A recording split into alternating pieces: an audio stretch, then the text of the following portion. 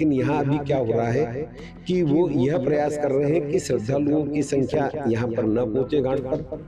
घाट पर जिस प्रकार से भव्यता लेकर के आरती हो रही वो आरती भव्यता से न हो, और भव्यता से आरती न हो तो उन्हें व्यवस्था लगाने की कहीं भी जरूरत न पड़ेगी, जो कि आम जनता के बीच में आरती और आरती की जगह से माँ शिप्रा और देश की नदी प्रदूषित न हो, इसके लिए हम जो संकल्प करवाते थे जी, वो कहीं न कहीं रुके। अपने आप को बचाने के लिए अपनी व्यवस्था में अपने लोग न लगे इसलिए, और साथ में यहाँ पर जो भी चल रहा है उसमें उनकी कोई पुल पट्टी न खुले, इसको दबाने के लिए वो इस प्रकार की व्यवस्था की तरफ जा रहे हैं, जो मुझे अभी जहां हर शाम मां शिप्रा की आरती से घाट गूंज उठता है,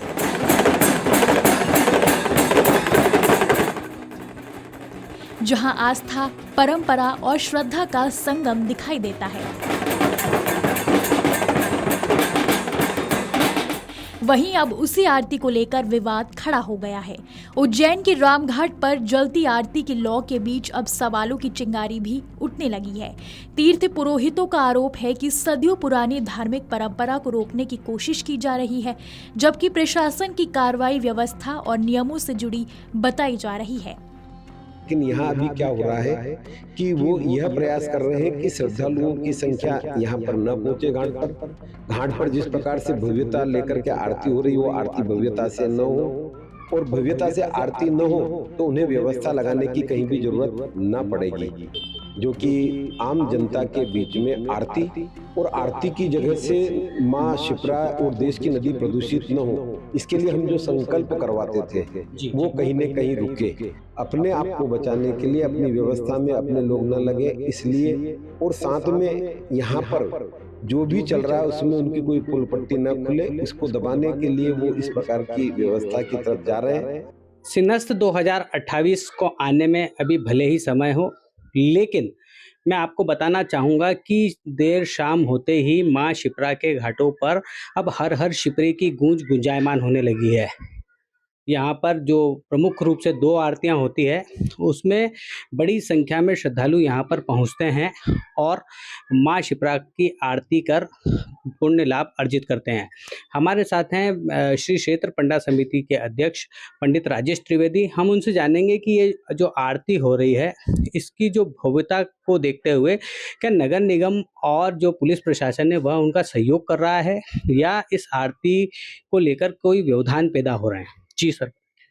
आज वर्तमान में जो आरती चल रही है और जिस प्रकार का सहयोग नहीं है, अभी तो आरती के अंदर एक स्थिति जा रही है जहां पुलिस प्रशासन को नगर निगम के लिए यह एक ट्रायल मान ले हम सिंहस्थ के पूर्व का, जी। कि अभी से व्यवस्थाओं को देखने के लिए, जब धार्मिक क्षेत्र में श्रद्धालु बढ़ते हैं तो उनको क्या आवश्यकता पड़ रही, किस प्रकार की पड़ रही, किस प्रकार का मैनेजमेंट होना चाहिए, उसकी ओर गौर दोनों ही विभागों को करना चाहिए। लेकिन यहाँ अभी क्या हो रहा है कि वो यह प्रयास कर रहे हैं कि श्रद्धालुओं की संख्या यहाँ पर न पहुंचे घाट पर।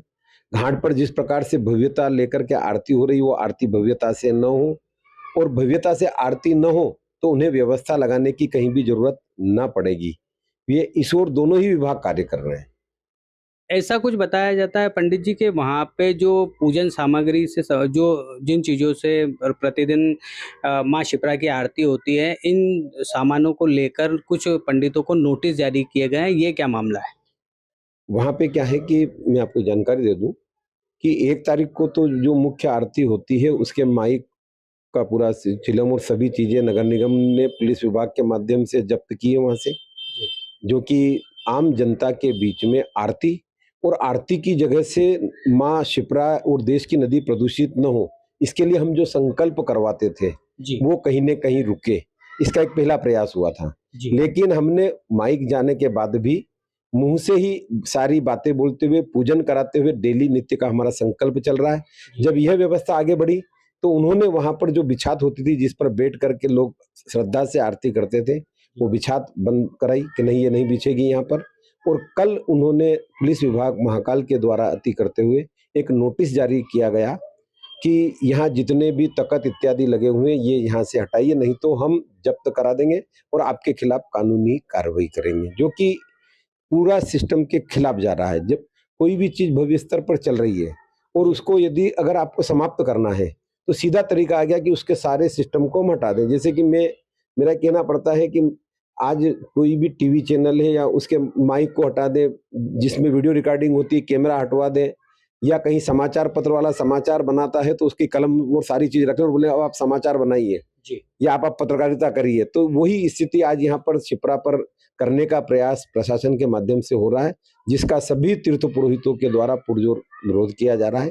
जी, मैं ये जानकारी चाहता हूँ आपसे कि अभी तो सनातनियों की सरकार है देश में, लेकिन उसके बावजूद अब चूंकि ये तो इसे तो प्रशासन और नगर निगम एक सीएस के रिहर्सल के तौर पर भी देख सकता है, क्योंकि अभी तो शिप्रा नदी पर आने वाले श्रद्धालुओं की संख्या कुछ ही है, लेकिन जब लाखों श्रद्धालु माँ शिप्रा के तट पर पहुंचेंगे सीएस के दौरान, तो फिर ऐसे में क्या व्यवस्थाएं रहेगी?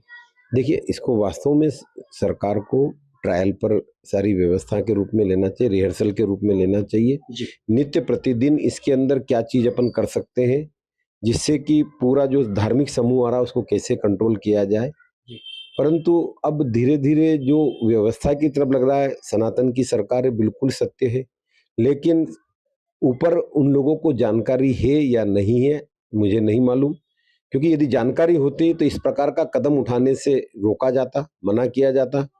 तो यह कहीं न कहीं निचले स्तर पर ही अधिकारियों के द्वारा अपने आप को बचाने के लिए अपनी व्यवस्था में अपने लोग न लगे इसलिए, और साथ में यहाँ पर जो भी चल रहा है उसमें उनकी कोई पुल पट्टी न खुले, उसको दबाने के लिए वो इस प्रकार की व्यवस्था की तरफ जा रहे हैं, जो मुझे अभी प्रतीत हो रहा है। जी। आगे की स्थिति में आगे ही कह पाऊंगा, जब यदि इस आरती को पूर्ण रूप से बंद करने की बात आएगी फिर मैं आगे सनातनी सरकार के बारे में बोल पाऊंगा। अभी तो मुझे ऐसा लगता है कि उन तक कोई जानकारी नहीं है, इसीलिए ये सब बातें चल रही है। मैं एक जानकारी और चाहूँगा आपसे कि अभी वर्तमान में अगर देखा जाए तो ये मुख्य रूप से कहाँ-कहाँ पे माँ शिप्रा की आरती रामघाट पर की जा रही है? और साथ ही एक प्रश्न मेरा यह भी था कि अगर प्रशासन इसी तरह से आप लोगों को नोटिस जारी करता है, आप लोगों पे अगर दबाव बनाता है, तो फिर आपका क्या एक्शन रहेगा? मैं आपको पहले एक चीज बता दूं, शिप्रा के पावन तट पर देश आजाद हुआ उससे भी पहले से, जी। या हम ये कहें कि जब से सनातन चल रहा है जी। तब से हमारे पूर्वजों के माध्यम से माँ शिप्रा की सेवा, तीर्थ यात्रियों का पूजन इत्यादि विधान कराए चले जा रहे हैं और वहीं से हम करते आ रहे हैं। जी। तो प्रशासन जिस प्रकार से सामने आ रहा है, तो प्रशासन ने हमको वहां पर नहीं बिठाया है, यह हम पैतृक यहाँ पर चले आ रहे हैं। हम धर्म की रक्षा के लिए पहले भी हम लोग खड़े थे, आज भी हम लोग यहाँ पर खड़े हैं।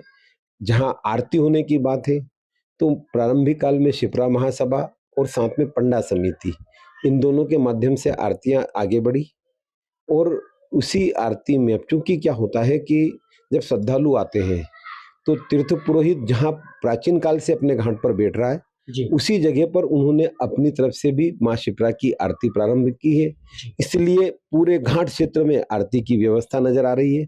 और यह तो सनातन के लिए भी बहुत अच्छा है, आम श्रद्धालु के लिए भी अच्छा है कि पूरे तीर्थ नगरी में शिप्रा के पावन तट से माँ शिप्रा बाबा महाकाल का जय घोष होते हुए श्रद्धालुओं के लिए, श्रद्धालुओं के हित में संकल्प कराते हुए पूजन का कार्य हो रहा है।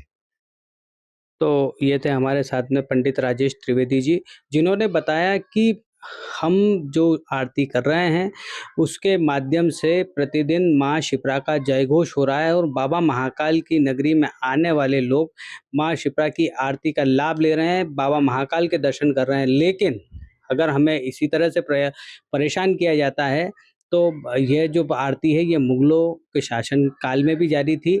हम इसके लिए आगे और भी कदम उठाएंगे और इस आरती को कभी बंद नहीं होने देंगे। अमर उजाला के लिए उज्जैन से नीलेश नागर की खबर। आपके राज्य की खबरें, आपके शहर की खबरें सबसे पहले जानने के लिए देखते रहें अमर उजाला। चैनल को सब्सक्राइब जरूर कर लें और पाएं हर अपडेट।